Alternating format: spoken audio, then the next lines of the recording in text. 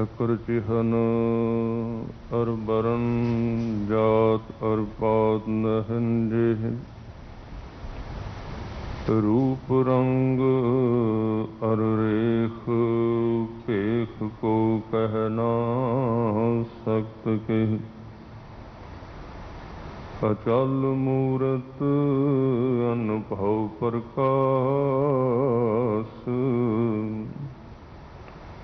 तम तोज कह जय कोट इंद्र इंद्रान साहो साहान गण जय त्रिभुवन महीप सुर नर असुर नेत नेत बान तृण कहत सर्व नाम कथै कवन करम नाम बरनत सुमत के साहिब दिमाग है के हुस्नल चिराग है गनीमुल शिकस्त गरीबुल परस्त दुकालं परनासी दयालं स्वरूपे सदा अंग संगे अपंगम विभूते कहाँ बुद्ध प्रभ तुच्छ हमारी बरन सकै महिमा जो तिहारी हम ना सकत कर सिफत तुम्हारी आप ले हो तुम कथा सुधारी। दीन दुनिया दे मालक समरथ गुरु गद्दी ते विराजमान सतगुरु श्री गुरु ग्रंथ साहिब सच्चे पातशाह जी दी चरण शरण विच जुड़े बैठे सत्कारयोग गुरु खालसा साध संगत जीओ वाहिगुरु जी का खालसा वाहिगुरु जी की फतेह। धन गुरु हरकृष्ण साहब महाराज सच्चे पातशाह जी दे दर ते पहुँच के आप जी लाहे प्राप्त कर रहे हो। अज दा जो लड़ीवार शब्द है हजूर दे 974 अंग ऊपर रामकली राग विच भगत बेणी जी दे बचन गुरु अर्जन देव पातशाह जी ने सतगुरु गुरु ग्रंथ साहिब पातशाह जी दे विच अंकित कीते हन। जिवें कि कल दे समय विच इस लंबे शब्द की कुछ बेसिक विचार आधार के तौर पर मूल विचारां आप जी नाल साझियां करन दा यतन कीता सी। अज दे समय विच इस सारे शब्द के अखरी अर्थ आपां वाचने जिवें कि शब्द के आरंभ विच इड़ा पिंगला और सुखमना तीन बसें एक थाई। ये योग मत के अनुसार एक अभ्यास है। गुरमत का अभ्यास भी तीन चीज़ों नाल ही संबंध रखता। जदों गुरु का शब्द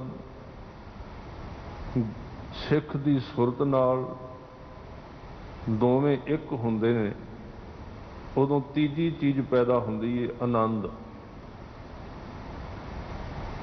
ते ये जिहड़ियां तीन नाड़ियां हन इन्हां दा भी दूं दा स्वरूप है, तीजी सूक्ष्म है, नज़र नहीं आउंदी। उसे तरह त्रिवैणी का अगे नाम लिया है भगत जी ने, जिहदे विचों कहंदे ने बेणी संगम तह पिराग मन मजन करे तिथाई। जिथे तीन नदियां कट्ठियां हुंदियां ने ਉੱਥੇ ਉਸ ਗੁਰਮੁਖ ਦਾ ਮਨ ਇਸ਼ਨਾਨ ਕਰਦਾ ਹੈ, ਉਹਦੇ ਵਿੱਚ ਨਹਾਉਂਦਾ ਹੈ। ਵੈਸੇ ਬਾਹਰੀ ਤੌਰ ਤੇ ਤ੍ਰਿਵੈਣੀ ਇਲਾਹਾਬਾਦ ਵਿੱਚ 3 ਨਦੀਆਂ ਗੰਗਾ ਤੇ ਜਮਨਾ ਜਦੋਂ ਦੋਵੇਂ ਆਪਸ ਵਿੱਚ ਮਿਲਦੀਆਂ ਨੇ ਤੇ ਤੀਸਰੀ ਪੈਦਾ ਹੁੰਦੀ ਏ ਸਰਸਵਤੀ, ਉਹ ਨਜ਼ਰ ਨਹੀਂ ਆਉਂਦੀ। ਉੱਥੇ ਲੋਕ ਇਸ਼ਨਾਨ ਕਰਦੇ ਨੇ, ਪਰ ਸਤਿਗੁਰੂ ਨੇ ਕਿਹਾ ਨਦੀਆਂ ਤੇ ਤੇਰੇ ਅੰਦਰ ਵੀ ਨੇ, ਤੂੰ ਇੰਨੀ ਦੂਰ ਗਿਆ, ਇਸ਼ਨਾਨ ਸਰੀਰ ਦਾ ਹੀ ਕਰ ਸਕਣਾ। ਆਪਣੇ ਅੰਤਰਗਤ ਤੀਰਥ ਮਲ ਨਾਓ, ਆਪਣੇ ਅੰਦਰ ਜਾ, ਆਪਣੇ ਆਪੇ ਵਿੱਚ ਇਸ਼ਨਾਨ ਕਰ, ਆਪਣੇ ਵਿੱਚ ਰਹੋ, ਮਨ ਦੀ ਮੈਲ ਉਤਾਰ ਦੇ। ਔਰ ਉਹ ਕਾਹਦੇ ਨਾਲ ਉਤਾਰਨੀ ਹੈ? ਇੱਥੇ ਕਹਿ ਰਹੇ ਨੇ ਬੇਣੀ ਸੰਗਮ ਤਹਿ ਪਿਰਾਗ, ਉਸ ਪਿਰਾਗ ਤੀਰਥ ਦੇ ਉੱਤੇ 3 ਨਦੀਆਂ ਮਿਲਦੀਆਂ ਨੇ। ਜੇ ਤੂੰ ਇਹ ਕੰਮ ਕਰੇ, ਤੂੰ ਆਪਣੇ ਅੰਦਰ ਗੁਰੂ ਕੇ ਸ਼ਬਦ ਨੂੰ ਸੁਰਤ ਨਾਲ ਮੇਲਦਾ ਤੇ 2 ਚੀਜ਼ਾਂ ਦਿਸਦੀਆਂ ਨੇ, ਜਿਹੜੀ ਤੀਜੀ ਸਰਸਵਤੀ ਯਾਨੀ ਕਿ ਇਸ਼ਾਰਾ ਕੀਤਾ, ਤੇਰੇ ਅੰਦਰ ਇੱਕ ਆਨੰਦ ਦੀ ਨਦੀ ਵਹਿਣ ਲੱਗ ਪਏ। ਉਹਦੇ ਵਿੱਚ ਫਿਰ ਮਨ ਇਸ਼ਨਾਨ ਕਰੇਗਾ, ਉਹਦੀ ਜਨਮਾਂ ਜਨਮਾਂਤਰਾਂ ਦੀ ਮੈਲ ਉਤਰ ਜਾਏਗੀ, ਉਸ ਅਭਿਆਸ ਦੇ ਵਿੱਚ ਉਹਦੇ ਵਿੱਚ ਉਤਰ ਜਾਏਗੀ। ਇਹ ਇਸ਼ਾਰਾ ਕੀਤਾ ਹੈ ਕਿ ਅੰਦਰੂਨੀ ਤੌਰ ਤੇ ਅੰਦਰਲੇ ਥਾਂ ਤੇ ਮਨ ਨੇ ਇਸ਼ਨਾਨ ਕਰਨਾ ਹੈ। ਉਹ ਕਾਹਦੇ ਵਿੱਚ ਕਰਨਾ ਹੈ? ਉਹ ਗੁਰੂ ਕਾ ਉਪਦੇਸ਼ ਹੈ। ਉਪਦੇਸ਼ ਤੇ ਆਦੇਸ਼ 2 ਸ਼ਬਦ ਨੇ। ਸਤਿਗੁਰੂ ਨੇ ਸਾਨੂੰ ਦੋਵੇਂ ਚੀਜ਼ਾਂ ਦਿੱਤੀਆਂ ਨੇ, ਪਹਿਲਾਂ ਆਦੇਸ਼ ਦਿੱਤਾ ਹੈ, ਫਿਰ ਉਪਦੇਸ਼ ਦਿੱਤਾ ਹੈ। ਦੋਵਾਂ ਵਿੱਚ ਥੋੜਾ ਜਿਹਾ ਫਰਕ ਹੈ। ਉਪਦੇਸ਼ ਉਹਨੂੰ ਕਹਿੰਦੇ ਨੇ ਜੋ ਗੁਰੂ ਆਪਣੇ ਮੂੰਹ ਤੋਂ ਇੱਕ ਲਫ਼ਜ਼ ਉਚਾਰਦਾ ਤੇ ਸਿੱਖ ਉਹਨੂੰ ਜਪਦਾ ਹੈ, ਉਹਨੂੰ ਉਪਦੇਸ਼ ਕਹਿੰਦੇ ਨੇ। ਆਦੇਸ਼ ਉਹਨੂੰ ਕਹਿੰਦੇ ਨੇ ਜੋ ਗੁਰੂ ਆਪਣੇ ਸਿੱਖ ਨੂੰ 24 ਘੰਟੇ ਜ਼ਿੰਦਗੀ ਜਿਉਣ ਦੀ ਜਾਚ ਦੱਸਦਾ ਹੈ, ਉਹਨੂੰ ਆਦੇਸ਼ ਕਹਿੰਦੇ ਨੇ। ਜਿੱਥੇ ਆਦੇਸ਼ ਤੇ ਉਪਦੇਸ਼ ਆਪਸ ਵਿੱਚ ਸੰਗਮ ਕਰ ਜਾਣ, ਮਿਲਾਪ ਕਰ ਜਾਣ, ਉੱਥੇ ਇੱਕ ਪੂਰਨ ਗੁਰਮੁਖ ਦਾ ਜੀਵਨ ਜਨਮ ਲੈਂਦਾ। ਆਦੇਸ਼ ਤੇ ਉਪਦੇਸ਼, ਉਪਦੇਸ਼ ਤੇ ਆਦੇਸ਼ ਵਿੱਚ ਫਰਕ ਸਮਝਣਾ ਬੜਾ ਜ਼ਰੂਰੀ ਹੈ, ਕਿਉਂਕਿ ਕਈ ਵਾਰੀ ਅਸੀਂ ਆਦੇਸ਼ ਨੂੰ ਹੀ ਉਪਦੇਸ਼ ਕਹਿਣਾ ਸ਼ੁਰੂ ਕਰ ਦਿੰਦੇ ਹਾਂ ਵੀ ਗੁਰੂ ਨੇ ਆ ਜੀਵਨ ਜਾਚ ਦੱਸੀ ਏ, ਇਹ ਨਾਮ ਹੈ। ਆਦੇਸ਼ ਉਪਦੇਸ਼ ਨਹੀਂ ਹੁੰਦਾ। ਆਦੇਸ਼ ਉਪਦੇਸ਼ ਦੀ ਜ਼ਮੀਨ ਹੈ। ਜ਼ਮੀਨ ਕਦੀ ਬੀਜ ਨਹੀਂ ਹੁੰਦੀ, ਬੀਜ ਵੱਖਰਾ ਹੁੰਦਾ ਹੈ, ਜ਼ਮੀਨ ਵੱਖਰੀ ਹੁੰਦੀ ਹੈ। ਜ਼ਮੀਨ ਦਾ ਮੁੱਲ ਬੀਜ ਕਰਕੇ ਵੱਧਦਾ ਹੈ ਤੇ ਬੀਜ ਦਾ ਮੁੱਲ ਜ਼ਮੀਨ ਕਰਕੇ ਵੱਧਦਾ ਹੈ।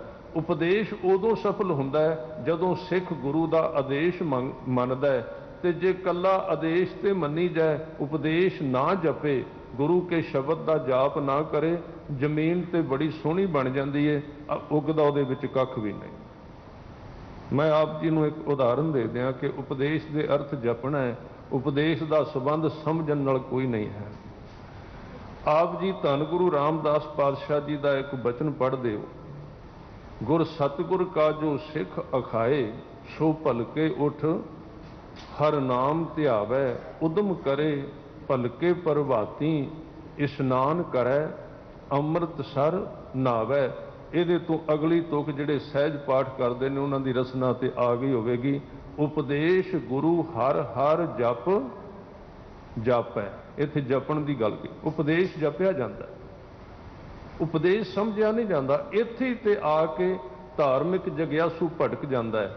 ਉਹ ਕਹਿੰਦਾ ਨਾਮ ਨੂੰ ਸਮਝ ਕੇ ਜਪੋ, ਜਦ ਕਿ ਜਦੋਂ ਨਾਮ ਜਪਣ ਦੀ ਗੱਲ ਆਉਂਦੀ ਉੱਥੇ ਸਮਝ ਦੀ ਕਿਤੇ ਗੱਲ ਨਹੀਂ ਕੀਤੀ ਗਈ। ਨਾਮ ਸਿਰਫ ਜਪਣਾ, ਨਾਮ ਨਾਲ ਸਿਰਫ ਸੁਰਤ ਨੇ ਜੁੜਨਾ ਹੈ, ਉੱਥੇ ਕੋਈ ਸਮਝਣ। ਕਿਉਂਕਿ ਜਦੋਂ ਅਸੀਂ ਸਮਝਣ ਦੀ ਕੋਸ਼ਿਸ਼ ਕਰਨੇ ਆ, ਨਾਲ ਹੀ ਵਿਚਾਰਾਂ ਦੀ ਨਦੀ ਵਹਿਣ ਲੱਗ ਪੈਂਦੀ ਹੈ, ਫਿਰ ਕਹਿੰਦੇ ਆ ਖਿਆਲ ਨਹੀਂ ਰੁਕਦੇ। ਅਸੀਂ ਉਸ ਚੀਜ਼ ਨੂੰ ਛੇੜ ਦਿੱਤਾ ਜਿਹਦੀ ਉੱਥੇ ਲੋੜ ਹੀ ਨਹੀਂ ਸੀ। ਉਪਦੇਸ਼ ਨੂੰ ਕੀ ਸਮਝੋਗੇ? ਉਪਦੇਸ਼ ਤੇ ਜਪਣ ਵਾਸਤੇ ਹੈ ਸਿਰਫ, ਉਹਨੇ ਤੇ ਐਨਰਜੀ ਪੈਦਾ ਕਰਨੀ, ਉਹਦੀ ਰਿਪੀਟਿੰਗ ਨੇ। ਜਦੋਂ ਅੰਦਰ ਉਹਦੀ ਸਾਧਨਾ ਸੁਰਤ ਉਹਦੇ ਨਾਲ ਅਟੈਚਮੈਂਟ ਕਰੇਗੀ, ਅੰਦਰ ਇੱਕ ਬੜੀ ਤੇਜ਼ ਪ੍ਰਵਾਹ ਪੈਦਾ ਹੋਵੇਗਾ ਸ਼ਕਤੀ ਦਾ, ਜਿਹਨੇ ਜੀਵਨ ਨੂੰ ਸੰਚਾਲਿਤ ਕਰਨਾ ਹੈ, ਕੰਟਰੋਲ ਕਰਨਾ ਹੈ। इस करके उपदेश जपण वास्ते उपदेश गुरु हर हर जप जापै। जदों गुरु ग्रंथ साहिब की हजूरी विच सिख नूं पंज प्यारियां ने मूँह तो कहा भी बोल वाहिगुरू, वो उपदेश गुरु दे राहीं सिख दे रसना ते आ गया। पर असी थोड़े जे समझ लईए नाम जिहड़ा है, नाम की है गुरु ग्रंथ साहिब, बड़ा इहदे ते विवाद है, बड़ी दुविधा है। बहुत सारे मेरे वर्गे पढ़े लिखे 2 साल का कोर्स करके जीवन जाच नूं ही नाम कहन लग पैंदे ने। तुसी ठीक काम करो, दुकान करो, रोटी खाओ, पग ठीक बनो, कहते नहीं नाम हुंदा होर ते हुंदा नहीं। आ किहदे बारे क्या है? उपदेश गुरु हर हर जप जप, वो आदेश है, वो भी मनना है। जीवन जाच है बाणी विच, कोई शक नहीं। डायरैक्शन दी गई, नक्शा दिता गया जीवन का, पर नाम का थोड़ा जिहा स्वरूप, थोड़े मिनटों में शब्द भी लंबा है। गुरु कलगीधर पातशाह जी ने सिखां ने सतगुरु जी नूं एक बेनती की कि महाराज बाणी नाल मन असी जुड़ते नहीं, पढ़ने आ। सतगुरु ने कहा 2 भांडे लियाओ, 2 घड़े लियाओ। 2 घड़े लियाते, उन्हां विच पानी पा दिता। पानी दे विच कहंदे एक पक्के रोड़े लियाओ इट्टां दे, एक कच्चे रोड़े लियाओ मिट्टी दे। एक घड़े विच पक्के रोड़े पा दिते, एक विच कच्चे पा दिते। फिर समाप्ति कर दी दीवान की, कहंदे शाम नूं मिलांगे। शाम होई, सिख फिर इकट्ठे होए, कहंदे 2वें घड़े लियाओ, 2वें भांडे लियाओ। कहन लगे दोवां दे विच जिहड़े रोड़े पाए सन, मिट्टी वाले रोड़े भी कच्चे ते पक्के रोड़े भी कढ के लियाओ। जदों सिख गए, 2 घड़ियां विच हथ मारिया, जिहदे विच कच्चे पाए सन वो मिले नहीं, पक्के लभ गए। सिख कहंदे महाराज पक्के तां हैन, कच्चे नहीं, पता नहीं कित्थे गए। कहंदे ध्यान नाल वेखो, वो पानी विच घुल गए ने, वो पानी विच घुल गए ने। शब्द दे विच सुरत घुल सकदी है, शब्द विच शरीर नहीं घुल सकदा। ध्यान देना। हाँ, जिस शरीर दे विच वसदी सुरत शब्द विच जुड़ जाएगी, उस शरीर दा रहन सहन ते उहदा वेखना सुनना बोलना, उहदे उत्ते उहदी छाया पैनी शुरू हो जाएगी, उस शरीर दे उत्ते प्रभाव पेगा, उस शरीर दा अमल बदल जाएगा। ये जरूर है, पर शरीर नहीं जुड़ता शब्द दे नाल। मैं इत्थों तक बेनती करदिआं, शरीर दे नाल ना बुद्धि जुड़ सकदी है, ना मन जुड़ सकता है, ना कुछ जुड़ सकता है।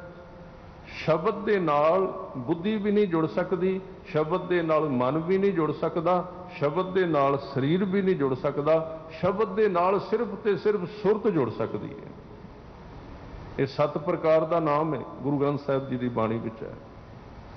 7 अवस्था विच नाम जपिया जाता है, एक अवस्था विच नहीं है। असी तो एक दूजे का खंडन करन लग गए। जपण वाले दूजियां का खंडन करन लग पे भी जीवन जाच की लोड़ ही नहीं। जीवन जाच वाले वो ढंडोरा खड़काउंदे ने पे, वो कहंदे जपना कर्म कांड हुंदा है। 7 प्रकार का नाम है गुरु ग्रंथ साहिब जी दे विच। सतगुरु ने उपदेश दिता, कहन लगे सिखो जिवें दी बाणी है उस तल ते जाके बाणी नाल जुड़ो। बाणी शब्द है, सुरत जुड़ेगी उहदे नाल, तुहाडी समझ नहीं जुड़ सकती, तुहाडी बुद्धि नहीं जुड़ सकती उहदे नाल। फिर असी बुद्धि की वरतों करने, फिर कहने आनंद नहीं आता। बुद्धि का आनंद नाल कोई लेना देना नहीं, वो सिर्फ तोलन वाली चीज़ है, वो सिर्फ कसवट्टी है। जिवें असी किसी चीज़ नूं टेस्ट करने भी ठीक है कि नहीं, असी टेस्ट कराउने आ कसवट्टी, जिवें सोने नूं कसवट्टी नाल परखिया जांदा। हुण नुक्स की पै गया, कसवट्टी साडे सारियां कोले, बुद्धि पढ़ाई विद्या व्याकरण ये तो सारियां कोल आ गई, ते सोना है कोई नहीं। हुण कसवट्टी का की करांगे? पहला सोना चाहिए ना, कसवट्टी का करना भी की है, कसवट्टी नाल की करांगे? अगे सोना ही कोई नहीं। फिर जदों सोना नहीं लभदा फिर मिट्टी परखण लग पैने, कसवट्टी भी मिट्टी हो जाती, कख नहीं पैंदा। बुद्धि नाल जीवन नूं सिर्फ परखिया जा सकता है। जे उत्ते कोई चीज़ है ही नहीं परखण वाली, तो बुद्धि का की करोगे, ज्ञान का की करोगे, जीवन जाच का की करोगे? सोना तो है ही कोई नहीं उत्थे, कल्ली कसवट्टी है। कसवट्टी बुद्धि का मतलब तर्क, तर्क करना भी है कि नहीं, ये है कि नहीं, ये अंदर कुछ है कि नहीं, ये तर्क है बुद्धि का। ਤਰਕ ਬਾਅਦ ਵਿੱਚ ਚਾਹੀਦਾ ਹੈ, ਸ਼ਰਧਾ ਪਹਿਲਾਂ ਚਾਹੀਦੀ ਹੈ। ਜੇ ਸ਼ਰਧਾ ਹੀ ਕੋਈ ਨਹੀਂ, ਤਰਕ ਦਾ ਕੀ ਕਰੋਗੇ? ਪਹਿਲਾਂ ਹਿਰਦਾ ਚਾਹੀਦਾ ਹੈ, ਬੁੱਧੀ ਬਾਅਦ ਵਿੱਚ ਚਾਹੀਦੀ ਹੈ, ਕਿਉਂਕਿ ਅੰਦਰ ਕੋਈ ਪਦਾਰਥ ਤੇ ਹੋਵੇਗਾ ਨਾ ਜਿਹਨੂੰ ਪਰਖਣਾ ਹੈ ਆਪਾਂ। ਸੱਚੇ ਪਾਤਸ਼ਾਹ ਜੀ ਇੱਕ ਬਚਨ ਕਰਦੇ ਨੇ, ਬਿਨ ਪੂੰਜੀ ਸੌਦੇ ਕੋ ਧਾਵੈ। ਕਹਿੰਦੇ ਨੇ ਜੇਬ ਦੇ ਵਿੱਚ ਕੱਖ ਨਹੀਂ ਤੇ ਵਪਾਰੀ ਬਣ ਕੇ ਬਹਿ ਗਿਆ। ਜਪ ਤਪ ਬੰਦਗੀ ਅੰਦਰ ਹੈ ਨਹੀਂ ਤੇ ਬੁੱਧੀ ਦੀਆਂ ਕਸਵੱਟੀਆਂ ਲਾਉਣੀਆਂ ਸ਼ੁਰੂ ਕਰ ਦਿੱਤੀਆਂ। ਤੇ ਕੱਲੀ ਕਸਵੱਟੀ ਇਹ ਸੱਜਣਾ, ਪਹਿਲਾਂ ਸੋਨਾ ਖਰੀਦ ਲੈ, ਪਹਿਲਾਂ ਨਿਤਨੇਮ ਕਰ, ਪਹਿਲਾਂ ਸਿੱਖੀ ਕਮਾ, ਸੇਵਾ ਕਰ, ਸਿਮਰਨ ਕਰ, ਅੰਦਰ ਸੋਨਾ ਬਣ ਜਾਏਗਾ। ਜਦੋਂ ਗੁਰਮੁਖਤਾਈ ਦਾ, ਗੁਰਸਿੱਖੀ ਦਾ, ਫਿਰ ਕਸਵੱਟੀ ਲਾ ਕੇ ਪਰਖ ਨਹੀਂ, ਤੇਰੀ ਮਰਜ਼ੀ ਹੈ। ਫਿਰ ਗਿਆਨ ਬਾਅਦ ਵਿੱਚ ਆਉਣਾ ਸੀ। ਨੁਕਸ ਇਹ ਪੈ ਗਿਆ, ਗਿਆਨ ਪਹਿਲਾਂ ਆ ਗਿਆ, ਸ਼ਰਧਾ ਬਾਅਦ ਵਿੱਚ ਆਉਂਦੀ ਹੀ ਨਹੀਂ। ਜਿੱਥੇ ਗਿਆਨ ਆ ਜਾਏ ਪਹਿਲਾਂ ਸ਼ਰਧਾ ਆਵੇਗੀ। ਇਸ ਕਰਕੇ ਜਦੋਂ ਅਸੀਂ ਸ਼ਬਦ ਵਰਤਨੇ ਆ ਨਾ, ਸੇਵਾ ਤੇ ਸਿਮਰਨ, ਉੱਥੇ ਸਿਮਰਨ ਤੇ ਸੇਵਾ ਨਹੀਂ ਵਰਤਦੇ, ਕਿਉਂਕਿ ਪਹਿਲਾਂ ਸੇਵਾ ਦਾ ਮਤਲਬ, ਸੇਵਾ ਤੇ ਸਿਮਰਨ ਇੱਕੋ ਚੀਜ਼ ਹੈ, ਉਹਦੇ ਵਿੱਚੋਂ ਪੈਦਾ ਹੁੰਦਾ। ਤੇ ਗਿਆਨ ਬਾਅਦ ਵਿੱਚ ਆਵੇ। ਪੁਰਾਣੇ ਸਾਡੇ ਇਤਿਹਾਸ ਨੂੰ ਫੋਲ ਕੇ ਵੇਖੋ, ਜਿਨ੍ਹਾਂ ਨੇ ਗੁਰਮਤਿ ਦਾ ਪ੍ਰਚਾਰ ਕੀਤਾ ਹੈ, ਪਹਿਲਾਂ ਉਹਨਾਂ ਨੇ ਸੇਵਾ ਕੀਤੀ, ਸਿਮਰਨ ਕੀਤਾ। ਪਹਿਲਾਂ ਸੋਨਾ ਆ ਗਿਆ ਤੇ ਗਿਆਨ ਬਾਅਦ ਵਿੱਚ ਗੁਰੂ ਸਾਹਿਬ ਨੇ ਕਿਹਾ ਜਾ ਹੁਣ ਬੋਲ ਕੇ ਪ੍ਰਚਾਰ ਕਰ। ਕਸਵੱਟੀ ਬਾਅਦ ਵਿੱਚ ਆਈ ਤੇ ਫਿਰ ਸਵਾਦ ਆ ਗਿਆ ਪਰਖਣ ਦਾ, ਅੰਦਰ ਹੈ ਸੀ ਕੁਝ। ਤੇ ਹੁਣ ਅਸੀਂ ਤੇ ਕਸਵੱਟੀਆਂ ਕੱਲੀਆਂ ਚੁੱਕੀ ਫਿਰਨੇ ਆ। ਇਹ ਕਥਾ ਸੁਣਨੀ ਹੈ ਪਰ ਠੀਕ ਨਹੀਂ ਲੱਗਦੀ ਸਾਨੂੰ, ਕਿਉਂ? ਮੈਨੂੰ ਫਿੱਟ ਨਹੀਂ ਪੈਂਦੀ ਤੇ ਮੇਰੀ ਕਸਵੱਟੀ ਵੀ ਉਵੇਂ ਦੀ ਹੈ। ਕਸਵੱਟੀ ਮੇਰੇ ਮਨ ਦੀ ਹੈ, ਮਨ ਦੀ ਕਸਵੱਟੀ, ਗੁਰੂ ਦੀ ਨਹੀਂ। ਇਸ ਕਰਕੇ ਕਲਗੀਧਰ ਪਾਤਸ਼ਾਹ ਕਹਿੰਦੇ ਨੇ ਕਿ ਗੁਰੂ ਕੇ ਸਿੱਖੋ, ਸ਼ਬਦ ਦੇ ਨਾਲ, ਗੁਰਬਾਣੀ ਦੇ ਨਾਲ ਸੁਰਤ ਨੇ ਜੁੜਨਾ ਹੈ, ਕੇਵਲ ਸਰੀਰ ਨੇ ਨਹੀਂ ਜੁੜਨਾ, ਨਾ ਬੁੱਧੀ ਨੇ ਜੁੜਨਾ, ਨਾ ਮਨ ਨੇ ਜੁੜਨਾ, ਤਿੰਨਾਂ ਨੇ ਨਹੀਂ ਜੁੜਨਾ। ਇਹਨਾਂ ਦੇ ਨਾਲ ਕੰਮ ਲਿਆ ਜਾ ਸਕਦਾ ਹੈ। 7 ਪ੍ਰਕਾਰ ਦਾ ਜਿਹੜਾ ਨਾਮ ਹੈ, ਮੈਂ ਕਹਿ ਕੇ ਅੱਗੇ ਅਖਰੀ ਅਰਥਾਂ ਵੱਲ ਤੁਰਾਂਗਾ। 7 ਪ੍ਰਕਾਰ। ਪਹਿਲਾ ਨਾਮ ਸਰੀਰ ਨਾਲ ਸੰਬੰਧ ਰੱਖਦਾ ਹੈ। ਇੱਕ ਪ੍ਰਕਾਰ ਦਾ ਨਾਮ ਜਿਹੜਾ ਕਰਮਾਂ ਨਾਲ, ਜਿਹਨੂੰ ਕਰਮ ਨਾਮ ਕਹਿੰਦੇ ਨੇ। ਜਦੋਂ ਕਰਮ ਸ਼ੁਭ ਕਰਾਂਗੇ ਉਹਨੂੰ ਕਹਿੰਦੇ ਨੇ ਸਿੱਖ ਦੇ ਕਰਮਾਂ ਵਿੱਚ ਨਾਮ ਆ ਗਿਆ, ਕੰਮ ਠੀਕ ਕਰਦਾ ਹੈ, ਬਾਜ਼ਾਰ ਵਿੱਚ ਠੀਕ ਵਰਤਦਾ ਹੈ। ਇਹ ਪਹਿਲਾ ਨਾਮ ਹੈ। ਇਹ ਇਕੱਲਾ ਬਿਲਕੁਲ ਪੂਰਾ ਨਹੀਂ ਹੈ। ਦੂਸਰਾ ਨਾਮ ਮਾਨਸਿਕ ਨਾਮ, ਮਨ ਦੇ ਤਲ ਦਾ ਨਾਮ, ਜਿੱਥੇ ਵਿਚਾਰਾਂ ਨੂੰ ਸ਼ੁੱਧ ਕੀਤਾ ਜਾਂਦਾ ਹੈ, ਜਿੱਥੇ ਵਿਚਾਰਾਂ ਠੀਕ ਕੀਤੀਆਂ ਜਾਂਦੀਆਂ। ਤੀਸਰਾ ਨਾਮ ਤੀਜੇ ਤਲ ਦਾ ਬੁੱਧੀ ਦਾ ਨਾਮ, ਜਿੱਥੇ ਕਿਸੇ ਚੀਜ਼ ਨੂੰ ਪਰਖਿਆ ਜਾਂਦਾ ਹੈ, ਵੇਖਿਆ ਜਾਂਦਾ ਹੈ। ਪਰ ਪਰਖਣਾ ਤਾਂ ਜੇ ਪਹਿਲਾਂ ਨਾਮ ਜਪਿਆ, ਤੇ ਪਹਿਲਾਂ ਰਸਨਾ ਦੇ ਨਾਲ ਕੁਝ ਜਪਿਆ। ਇੰਜਣ ਹੈ ਤੇ ਟਾਇਰਾਂ ਦੀ ਕੋਈ ਕੀਮਤ ਹੈ, ਨਹੀਂ ਤੇ ਇਕੱਲੇ ਟਾਇਰ ਨਵੇਂ ਪਵਾ ਦਿਓ, ਗੱਡੀ ਵਿੱਚ ਇੰਜਣ ਹੀ ਖਰਾਬ ਪਿਆ। ਜਪ ਤਪ ਤੇ ਹੈ ਹੀ ਕੋਈ ਨਹੀਂ, ਨਿਤਨੇਮ ਤੇ ਹੈ ਹੀ ਨਹੀਂ, ਤੇ ਕਸਵੱਟੀ ਬੁੱਧੀ ਕਾਦੀ। ਤੀਜਾ ਬੌਧਿਕ ਨਾਮ। ਇਹਦੇ ਤੋਂ ਥੱਲੇ ਉਤਰ ਕੇ ਫਿਰ ਗੁਰੂ ਸਾਹਿਬ ਕਹਿੰਦੇ ਹਿਰਦੈ ਨਾਮ ਵਸਾਇਓ। ਹਿਰਦੇ ਦਾ ਸੰਬੰਧ ਪ੍ਰੇਮ ਨਾਲ ਹੈ, ਉੱਥੇ ਕੋਈ ਵਿਚਾਰ ਨਹੀਂ। ਇਹ ਚੌਥਾ ਨਾਮ ਹੈ, ਹਿਰਦੇ ਦਾ ਨਾਮ। ਇਸ ਤੋਂ ਅੱਗੇ ਆਤਮਕ ਨਾਮ ਹੈ, ਆਤਮਕ ਮੰਡਲ ਵਿੱਚ। ਜਦੋਂ ਉੱਥੇ ਨਾਮ ਚਲਾ ਗਿਆ ਫਿਰ ਸਰੀਰ ਵੀ ਪਿੱਛੇ ਰਹਿ ਗਿਆ, ਮਨ ਵੀ ਪਿੱਛੇ ਰਹਿ ਗਿਆ, ਬੁੱਧੀ ਵੀ ਪਿੱਛੇ ਰਹਿ ਗਈ, ਤੇ ਹਿਰਦਾ ਵੀ ਪਿੱਛੇ ਰਹਿ ਗਿਆ, ਤੇ ਭਾਸ਼ਾ ਵੀ ਪਿੱਛੇ ਰਹਿ ਗਈ। ਉੱਥੇ ਕੋਈ ਭਾਸ਼ਾ ਨਹੀਂ, ਉੱਥੇ ਆਤਮਕ ਮੰਡਲ ਹੈ। ਤੇ 7ਵਾਂ ਨਾਮ ਹੈ ਸਾਧ ਸੰਗਤ ਜੀ, ਪਰਮਾਤਮ ਨਾਮ, ਜਿੱਥੇ ਗੁਰੂ ਤੇਗ ਬਹਾਦਰ ਸਾਹਿਬ ਸੱਚੇ ਪਾਤਸ਼ਾਹ ਕਹਿੰਦੇ ਨੇ, ਗੁਰ ਕਿਰਪਾ ਜੇ ਨਰ ਕੋ ਕੀਨੀ ਤੇ ਇਹ ਜੁਗਤ ਪਛਾਨੀ, ਨਾਨਕ ਲੀਨ ਭਇਓ ਗੋਬਿੰਦ ਸਿਉ ਜਿਉ ਪਾਣੀ ਸੰਗ ਪਾਣੀ। ਇਹ ਸਾਰੇ ਨਾਮ ਉਦੋਂ ਕੰਮ ਕਰਨਗੇ ਜਦੋਂ ਸਿੱਖ ਦੇ ਜੀਵਨ ਵਿੱਚ ਆਦੇਸ਼ ਤੇ ਉਪਦੇਸ਼ ਇਕੱਠੇ ਹੋ ਜਾਣਗੇ। ਜਿਹੜੀ ਬੇਨਤੀ ਮੈਂ ਪਹਿਲਾਂ ਕੀਤੀ ਸੀ, ਉਪਦੇਸ਼ ਦਾ ਸੰਬੰਧ ਜਪਣ ਨਾਲ ਹੈ, ਆਦੇਸ਼ ਦਾ ਸੰਬੰਧ ਗੁਰੂ ਦੀ ਦਿੱਤੀ ਮਰਿਆਦਾ ਦੇ ਨਾਲ ਹੈ। ਪਰ ਅੱਜ ਭਟਕ ਅਸੀਂ ਇੱਥੇ ਗਏ ਹਾਂ, ਅੱਧੇ ਇਕੱਲੇ ਉਪਦੇਸ਼ ਜਪੀ ਜਾਂਦੇ ਹਾਂ, ਅੱਧੇ ਇਕੱਲੇ ਆਦੇਸ਼ ਦੀ ਗੱਲ ਕਰਨੇ ਆ ਵੀ ਗੁਰੂ ਦਾ ਹੁਕਮ ਹੀ ਨਾਮ ਹੁੰਦਾ ਹੈ। ਜੀ ਹੁਕਮ ਨਾਮ ਨਹੀਂ ਹੁੰਦਾ, ਇਕੱਲਾ ਨਾਮ ਹੁਕਮ ਹੁੰਦਾ ਹੈ। ਦੋਵੇਂ ਇੱਕ ਦੂਜੇ ਦੇ ਪੈਰਕ ਨੇ। ਅਸੀਂ ਇਹ ਨਹੀਂ ਕਹਿ ਸਕਦੇ ਕਿ ਮੈਂ ਤੇ ਇਕੱਲੇ ਸੱਜੇ ਪੈਰ ਨਾਲ ਹੀ ਤੁਰਨਾ ਹੈ। ਨਹੀਂ, ਸੱਜਾ ਪੈਰ ਤਾਂ ਤੁਰਦਾ ਜੇ ਖੱਬਾ ਨਾਲ ਹੈ, ਖੱਬਾ ਤਾਂ ਤੁਰਦਾ ਜੇ ਸੱਜਾ ਨਾਲ ਹੈ। ਗੁਰੂ ਕਾ ਹੁਕਮ ਆਦੇਸ਼ ਹੈ, ਸਿੱਖ ਆਦੇਸ਼ ਤੇ ਤੁਰੇਗਾ। ਆਦੇਸ਼ ਨੇ ਕੰਮ ਤਾਂ ਦੇਣਾ ਜੇ ਉਪਦੇਸ਼ ਜਪੇਗਾ। ਤੇ ਉਪਦੇਸ਼ ਗੁਰੂ हर हर जप जापै ते भगत बेणी जी कह रहे ने उस थां ते मन इशनान करदा है। बेणी संगम तह पिराग, त्रै बैणी जिथे शब्द सुरत इकट्ठे हो गए उत्थे तीजा आनंद पैदा होया। संगम का मतलब है मिलाप, जिथे शब्द ते सुरत इकट्ठे होंदे ने उत्थे एक तीर्थ पैदा हो जाता है अंदर ही, किते बाहर जाण दी उन्होंने लोड़ नहीं पैंदी। मन मजन करे तिथाई, तिथाई का मतलब उस थां ते मन उपस्थित हो के अपना इशनान करदा है, अपने जन्मां जन्मांतरां दी मैल लाउंदा है। फिर कहंदे संतो हो तहां निरंजन राम है, उस थां ते नाम दा वैगुरु दा निवास है जिहड़ा निरंजन है। अंजन का मतलब कालख, निर दा मतलब कालख तो रहित, जिहदे उत्ते माया का कोई प्रभाव नहीं। हे संत जनों, उस थां ते वो निरंजन नाम है। पर गुर गम चीनै बिरला कोय, गुरु की कृपा नाल गम, गम का मतलब है पहुँचना, कोई विरला ही गुरु की कृपा नाल उस थां ते पहुँचदा है, उस नाम विच जुड़दा है। तो जे आपां जोग मत वल लैने आ जिथे गल चलदी नाल उहदा निवास भी जदों नाम साडा ध्यान विच टिकदा ते मस्तक विच ही टिकेगा ना, होर किथे जाएगा। जदों साडा ध्यान एकाग्र हुंदा किथे होवेगा, इत्थे निवास है। एक ख्याल रखना, सिख योग मत नूं मनदा नहीं, पर शरीर दे विच जदों नाम जिहड़ा है अपना प्रकाश करदा है ते योग मत उहदे विच ही आ जांदा, सारा उहदे विच ही आप ही आ जाएगा। वो सारियां चीज़ां अपने आप होण लग पैंदियां ने। असीं कहने दसम द्वारा हुंदा ही नहीं, बाणी बार बार कह रही दसम द्वारा अगम अपारा, अगे बचन आउणगे, वो खुलदा है। क्योंकि जदों अंदर नाम ने टिकना है वो सारियां चीज़ां योग उहदे विच समा जाना है, योग दीयां घटनावां भी उहदे विच वरतदियां।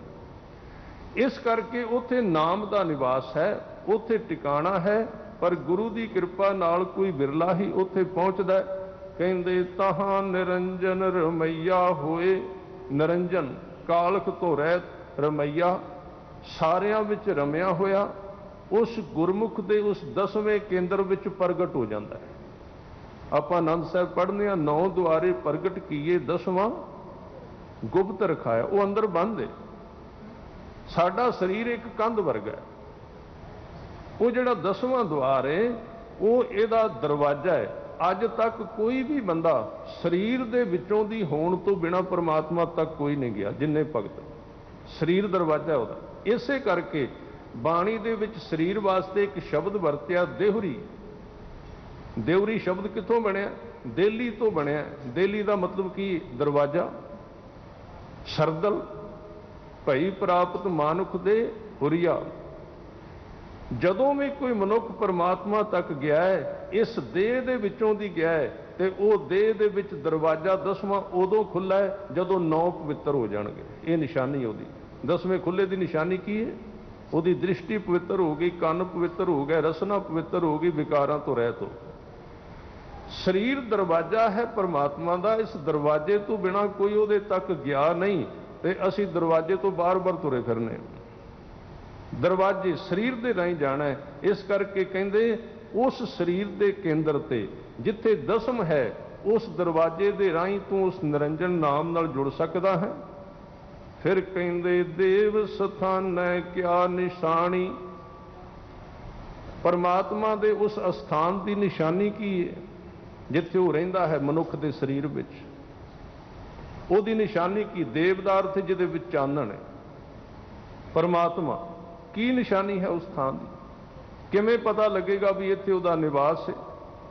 भगत जी कहंदे तह बाजे शब्द अनाहद बाणी, उस थां ते बड़े तेज अनाहद जिन्हां दी कोई हद नहीं, ते अनाहत जिहड़े वजाउण तो बिना ही वजी जाते हैं।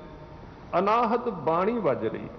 इत्थे बहुत सारे थावां ते अर्थ होणगे भी 10म द्वार दिमाग नूं कहंदे ने। दिमाग दा संबंध ते सोचण विचारन नाल है। दिमाग ते एक मास दा टुकड़ा है। दिमाग ते विचारां दा एक मंडल है, सिर्फ इस तो वध कुछ नहीं। उस थां ते अनेक प्रकार दे वाजे, अनेक प्रकार दे शब्द उस गुरमुख दे मन नूं मोही जाते ने, खिंची जाते हैं। कहंदे तह चंद ना सूरज पौण ना पानी। इत्थे भुलेखा कढ़ दिता है। कई लोग कहते ने समाधियां ला के सानू चंद्रमा दिसदा है, कुछ कहते ने सूरज दिसदा है। कहते ना उत्थे चंद्रमा है, ना उत्थे सूरज है, ना उत्थे पवन हवा है, ना उत्थे पानी है। इन्हां तो पार चली जाती सुरत। जदों सुरत शब्द नाल जुड़दी है गुरु की कृपा नाल, ते सब तो पहला साडे शरीर नूं पार करदी है, पंज तत्तां नूं पार करदी। ते जदों पंज तत्तां विचों सुरत अगे लंघदी है, हर एक तत्त दा अपना रंग है।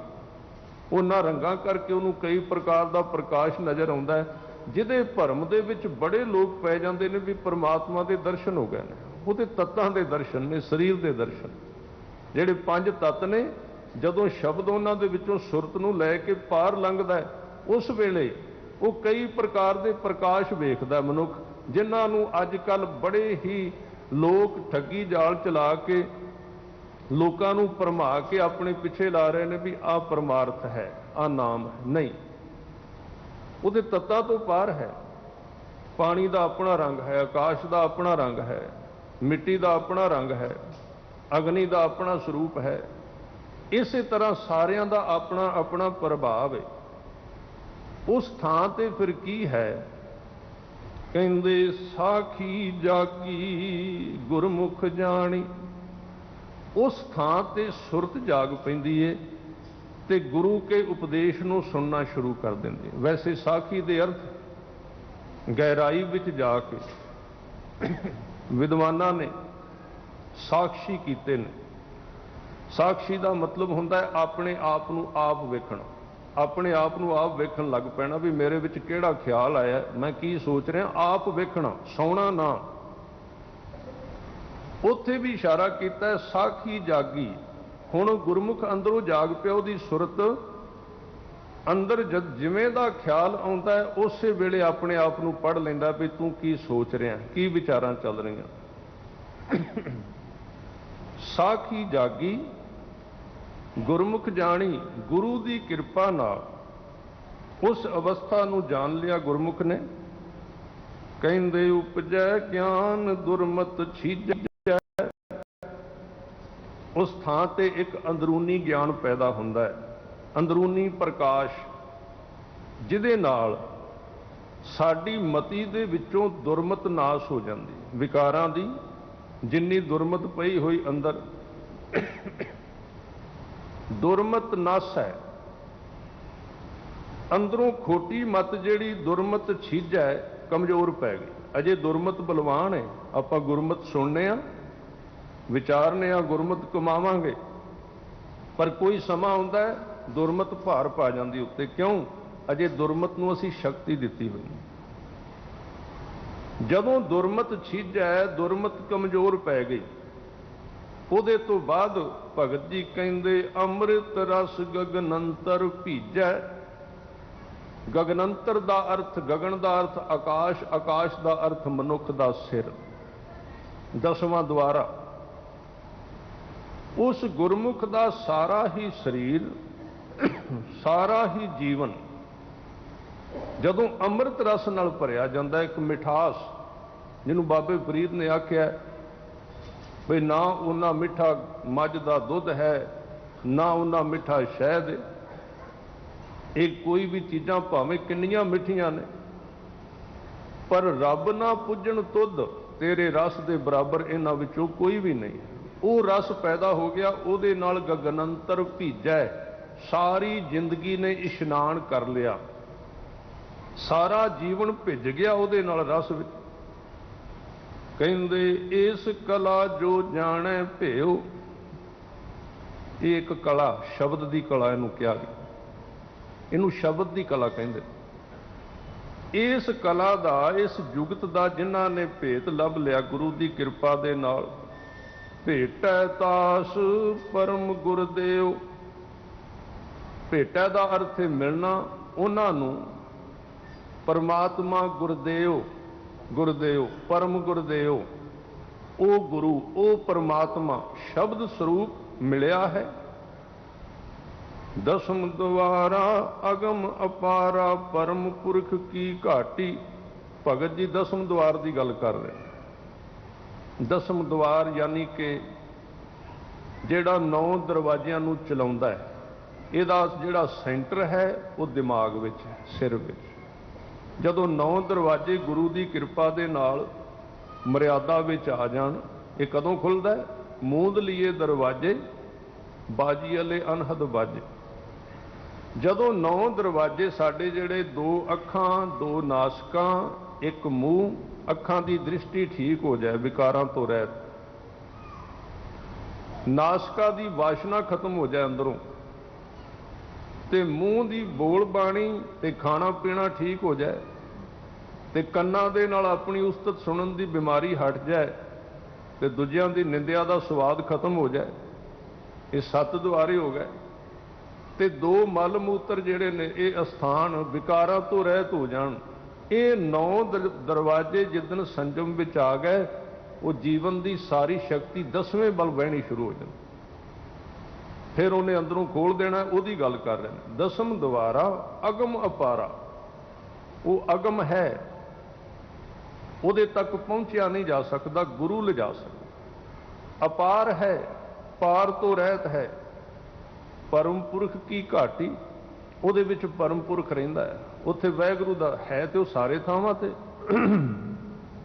कई कहणगे जी फिर उत्थे रहिंदा, होर बाकी नहीं रहिंदा, सारे थावां ते, पर जिथों उहदी शक्ति संचालित हुंदी है, सारे शरीर नूं कंट्रोल करदी, वो केंद्र है। वेखो हुण लाइट सारे हॉल विच फैली हुई, आपां कहने आ ना लाइट सारे च, पर चलदी कित्थों है?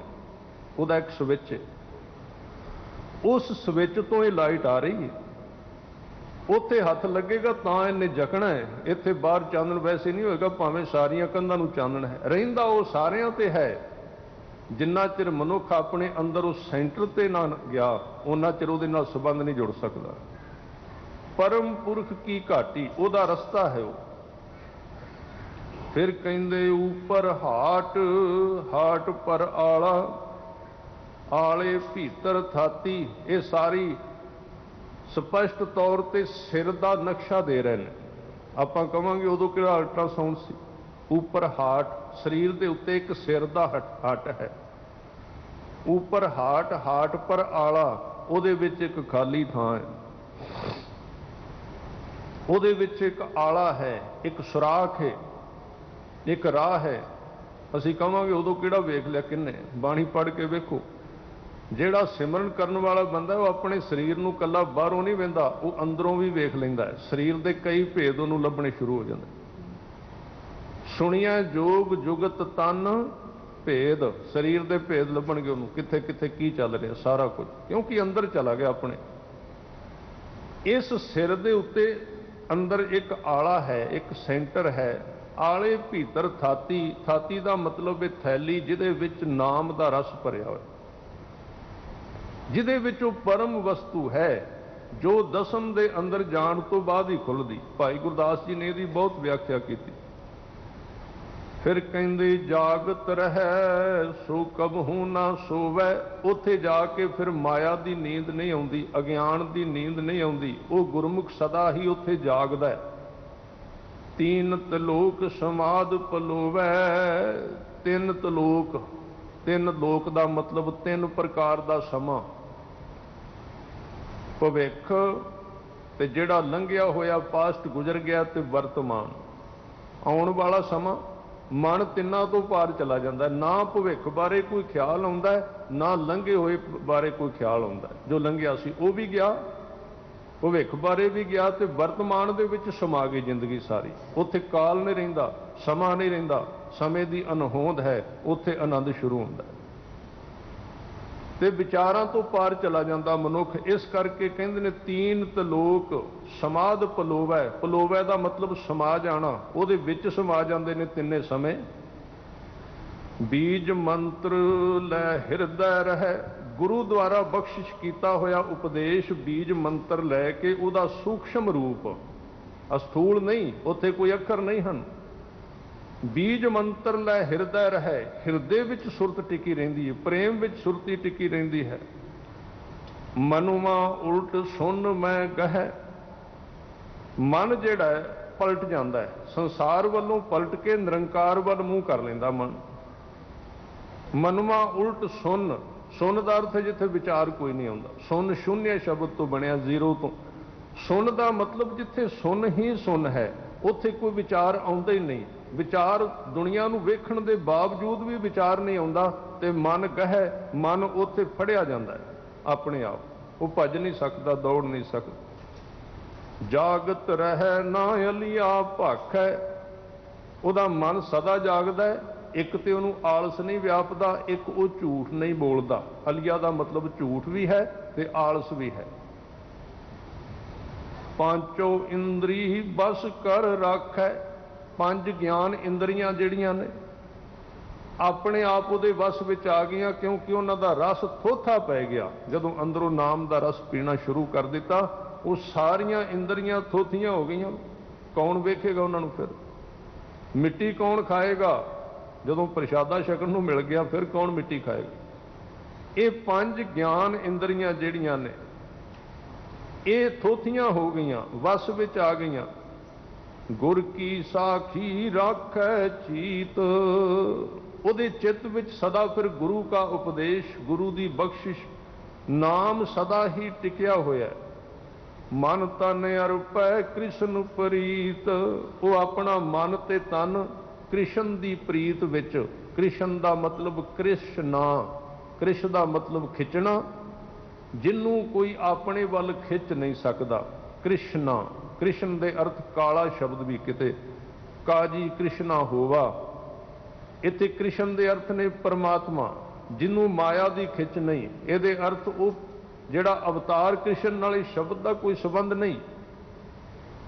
आ जिहड़े लोग दसम पातशाह की बाणी बारे तर्क करते हैं भी उत्थे ते फलाने देवते का नाम आ गया जी, उहदा आ गया जी, उहदा, ते फिर इस कसवट्टी नाल गुरु ग्रंथ साहिब दे विच जिहड़े नाम आए ने उन्हां दा की करोगे? फिर समझण दी लोड़ है, विवाद विच पैण दी लोड़ नहीं।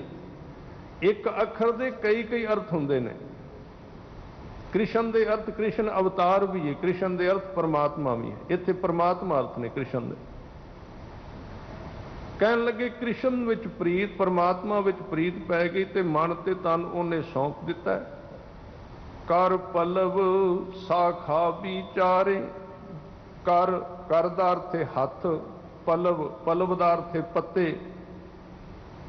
ਉਹਦੇ अंदर फिर कर्मां दे सोहणे पत्ते निकलते हैं। हत्थां दे नाल जिहड़े कर्म करदा है वो हरे पत्ते, बिल्कुल तंदुरुस्त कर्म करदा है, वो चंगा ही करदा है, ਉਹਦੇ ਤੋਂ माड़ा नहीं हो सकता। कर पलव, ਉਹਦੇ ਵਿੱਚ सोहणे कर्मां दे पत्ते निकलते हैं। ते शाखा विचारे, ਉਹਦੇ ਵਿੱਚ सोहणे विचारां दीयां शाखावां निकल आउंदियां ने। शाखावां निकल, विचार चंगे होणगे क्योंकि जड़ चंगी है। शाखा विचारे अपना जन्म ना जूए हारे, वो अपनी बहुमुली जिंदगी नूं माया की खेड दे विच जुए वांगू हारदा नहीं, जित जांदा है।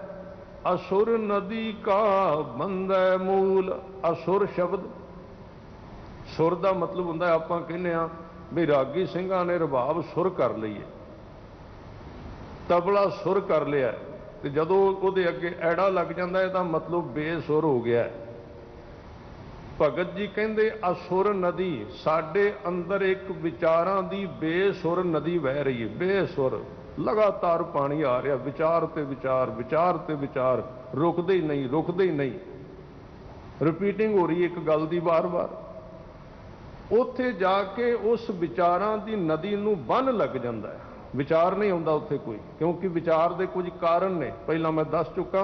विचार तां आउंदा है जदों असी दुनिया विच काम करना है, उदों ते असी मत्थे बुद्धि दे विच जिउणा ही है, विचारां विच जिउणा है। जदों गुरुद्वारे आउने अगों असी टक्कर जाने, तुहानूं विचारो जी, समझो जी, बस इत्थे फसा के रख दिता।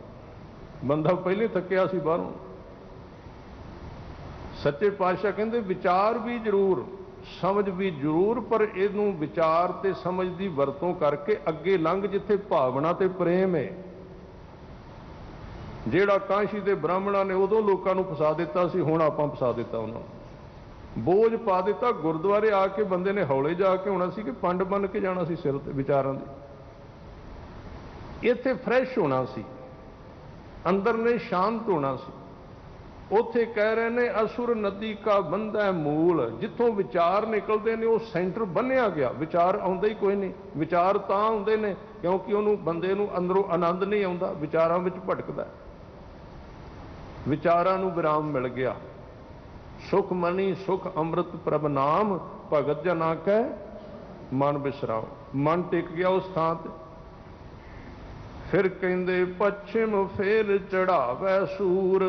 पश्चिम का मतलब जिस पासे हनेरा हुंदा है, चढ़ावै सूर का मतलब सूरज। इहदा भाव है कि साडी जिंदगी दे विच जिहड़ा पछों वाला पासा है, विकारां दे अज्ञान का हनेरा है, उत्थे गुरु के ज्ञान का सूरज चढ़ पिया गुरमुख के जीवन। हनेरा अलोप हो गया, खत्म हो गया। पश्चिम का मतलब हनेरा, अज्ञान खत्म हो गया, उत्थे ज्ञान का सूरज चढ़ गया। अजर जरै सो निझर झरै। कहन लगे जे वो गुरमुख, क्योंकि उत्थे पावर बड़ी आ जाती उहदे विच, कर्मखंड की बाणी जोर, जे उहनूं जर गया, क्योंकि बाणी विच पावर है। बाणी कल्ली विद्या नहीं है, बाणी विच शक्ति है, पावर है, इकल्ली विद्या नहीं बाणी। इस करके उत्थे इन्नी शक्ति नूं जे जर गया, भाव उहनूं कंट्रोल कर लिया गुरु की कृपा दे नाल। हुण इत्थे विस्तार दा मेरे कोल समा नहीं भी चीज़ां की ने, पर कुदरती मर्यादा का भी आपां ध्यान रखना है, भी शब्द पूरा करना है। इत्थे जाके अजर नूं जर लवे, फिर उहदे उत्ते लगातार एक अमृत की झड़ी लग जाती। निझर झरै, झरदा उहदे उत्ते अमृत, मींह पैंदा नाम दा, चिम चिम वरसै अमृत धारा। फिर कहंदे जगन्नाथ स्यों गोष्ट करै। जगत दे स्वामी वैगुरू दे नाल उत्थे गल्लां करदा है, उत्थे बातां करदा है। कादे विच, किहड़ी चीज़ दे नाल? जरूरी नहीं कि किसी भाषा विच करदा है, वो कोई विशेष भाषा है जिहड़ी बिना अखरां तो उहदे विच वो गोष्ठी कर रहा। चौमुख दीवा जोत द्वार, उहदे अंदर एक ऐसा दीवा जग पैंदा नाम दा, जिहदा प्रकाश चौवां पासे फैल जाता है। उस द्वार दे विच, उस दसम केंद्र दे विच, उहदे ध्यान दे विच पलू अनत मूल विचकार। मूल उहदा इक्को ही है नाम, ते पलू का अर्थ है कई उहदे विस्तार ने, कई पल्लू ने, कई पत्तर ने। जिवें पल्लू का मतलब आपां कहने पल्ला जां फरा, उहदा सेंटर इक्को है। उहदे विचों ज्ञान दे पल्लू निकलते हैं, हड़ आ जाता उहदे विच ज्ञान का, उहनूं रोक नहीं सकता। इस तरीके दे नाल सर्ब कला ले आपे रहे, उस थां ते वो सर्ब कला भरपूर आप ही रहिंदा है। मन मानक रतना मैं गुहै, ਉਹਦਾ मन मानक बन जाता है, पवित्र हो जाता है। तो गुणा दे विच गुह है, ਉਹਦੇ ਵਿੱਚੋਂ सुगंधी आउण लग पैंदी है, प्रवाहित हो जाता है। मस्तक पदम दुआलै मणि, ਉਹਦਾ मस्तक पदम का मतलब चमकण वाली वस्तु। मस्तक उज्जल हो जाता है। उज्जल कदों होवेगा? जदों क्लीयर हो जाएगा। जदों साडे अंदर दुविधा होवेगी, कुदरती तौर पर मस्तक क्लीयर नहीं होवेगा, ये साफ है। महाराज ने कहा ना, त्रिकुटी छुटा है, 10वां द्वार खुला है। त्रिकुटी की है? त्योड़ी, मस्तक की त्योड़ी। 3 लकीरां, 3 गुणां का प्रभाव, रजो तमो ते सतो गुण का प्रभाव, ਉਹਦੇ ਨਾਲ मस्तक क्लीयर नहीं हुंदा, मस्तक चमकदा नहीं, वो फसिया रहिंदा त्रिकुटी दे विच, उत्थों पार नहीं जाता। जदों वो छुट जाती है, यानी कि इन्हां चीज़ों तो पार चला जाता है। जिहड़ी खिज जी अंदर, ये खिज अर्थ कीते ने विद्वानां ने, खिजदे रहना, ईरखा विच रहना, अंदरों बेचैन जे रहना। बेचैन क्यों रहना? भी किसी नूं वेख के अंदर जिहड़ा वो राजी नहीं हुंदा, उदों फिर इस तरह की अवस्था बन जाती है।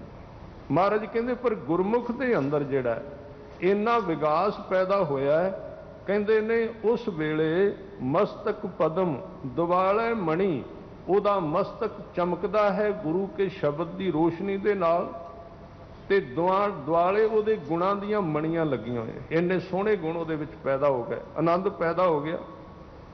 ਮਾਹੇ ਨਿਰੰਜਨ ਤ੍ਰਿਭਵਨ ਧਣੀ, ਉਹਦੇ ਅੰਦਰ ਉਹ ਨਿਰੰਜਨ, ਨਿਰਆਕਾਰ, ਨਿਰੰਜਨ, ਅੰਜਨ ਤੋਂ ਰਹਿਤ ਆਪਾਂ ਪਹਿਲਾਂ ਅਰਥ ਕਰ ਚੁੱਕੇ ਹਾਂ।